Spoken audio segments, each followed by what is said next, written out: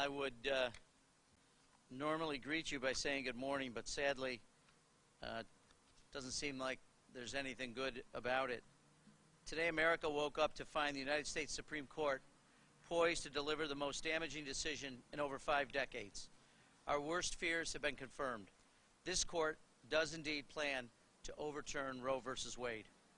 Make no mistake, this will have catastrophic consequences for millions of women across America. In one fell swoop, the Supreme Court is ready to roll back centuries of hard-fought progress, creating a dystopia where women no longer have the autonomy over their own bodies. It is unconscionable in the 21st century America that a nation that is supposed to stand for freedom, for equality, and for justice, that women would ever have to question the right to make their own health care decisions. This is a blatant attack on women that will take us back to an era where they were treated as second-class citizens, and it is abhorrent. The impacts of the decision are clear and they are grave. Not only will it endanger the lives of women everywhere, it also sets a dangerous precedent that many of the fundamental rights we hold dear may not, in the eyes of this court, be truly rights at all. This is a dark day for America, and one that must be a call to action for all of us. I have never wavered in my conviction that women deserve the right to choose and to make their own health care decisions. This is a defining moment in our nation's history that will determine the course of our future, and I'm going to fight like hell to protect women's choice and what I believe are truly essential and inalienable rights. Thank you. I'm happy to take any questions. So what hope is there of doing anything congressionally, especially in the Senate with the current filibuster rules? I mean, do you really think there's enough political will for doing what you're talking about? Well, in the first instance, I'm hoping that the court, which is clearly an observer of what happens on in America, is going to watch over the next several weeks as the millions of voices will be raised in protest over what appears to be the draft decision. So I'm hoping they will reverse course, change their opinion, and recognize the fundamental rights inherent in Roe versus Wade and in the U.S. Constitution. Beyond that, I haven't given any thought to legislative consequences. This is really about the court's decision and the court's apparent move to take us back centuries in the fight for women's progress. Congressman, have you talked to any of your colleagues in the House? Are you talking about what you're going to do, what you can do? No, I have not spoken to any colleagues this morning. I'm still frankly trying to digest and process this news. But again, I think these are fundamental rights. There is not a more fundamental question before us, and in my view, in this court, this is the most dangerous decision in at least 5 decades. What can you do about it? Well, first and foremost, I can add my voice to the millions who are speaking out in protest.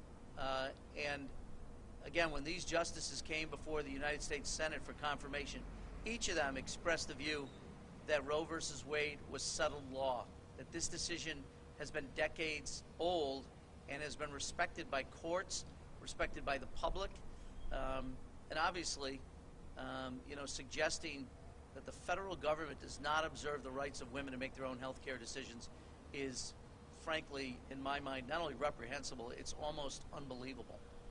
So what about the impact to your constituents? Obviously, New York, and the governor's already indicated New York really kind of protect those reproductive rights, but do you think your constituents will still be outraged, even though it won't affect them directly in the state? Well, first of all, Randy, I'm proud that I was a part of the state legislature when we codified Roe versus Wade in state law. But this is bigger than even what each individual state will do. This is the millions of Americans who are now being subject to second-class status. So if you have family and friends in other states that will take a dim view of reproductive rights, you should be afraid. But more importantly, in the big picture, this is about the U.S. Constitution and how it's interpreted, and how more than half of the American public has now been put in the position where they don't have full freedoms as guaranteed, what we believe guaranteed under the Constitution and the Bill of Rights. So this is as fundamental as it gets. There is nothing more fundamental than basic rights. And the Supreme Court, this court, which frankly is now part of the fringe far right,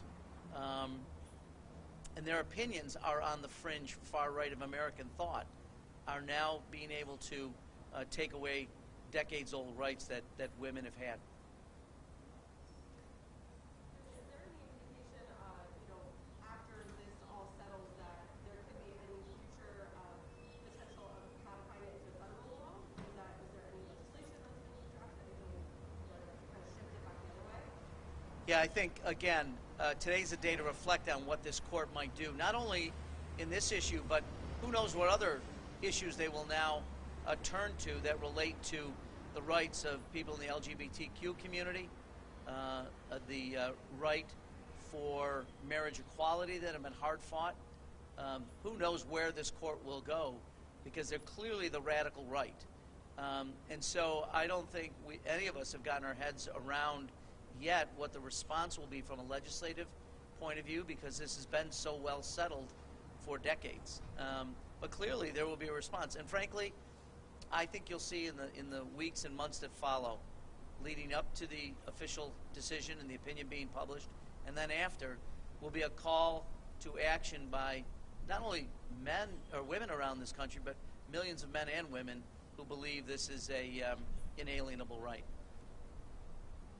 If New York goes the way we think, with Hochul saying she wants to protect their rights, will it be an influx of people coming to New York now, as far as to, for their rights? Yeah, it's hard to know certainly what people will do.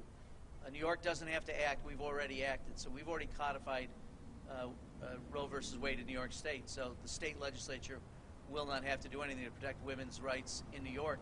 But I suspect you're right. There will be tens of thousands, hundreds of thousands of people who will make their way to New York. But think about the horror of this, that you'll have to figure out whether or not you have full rights guaranteed, in my view, under the Constitution. You're going to have to figure out which state you're in and whether or not you fully are an American and have all those rights, inalienable rights, guaranteed to you. So this is a mess. I think it's the worst decision in over 50 years by the United States Supreme Court. I hope they rethink it before they make a final decision, and I hope the response by millions of Americans will cause them to pause and to reconsider. It almost seems like we're going back in time in the sense that folks had to do that 50 years ago, find a place, maybe leave the state. We're going backwards, it seems like.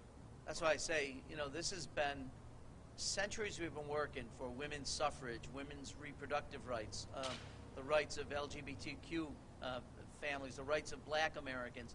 I mean, we've been fighting more and more for these rights, which we are believed guaranteed to us.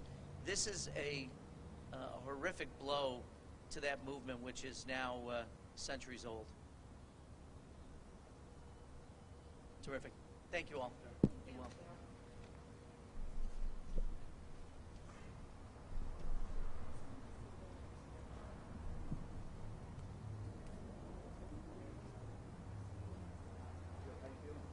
I'm good. I tested negative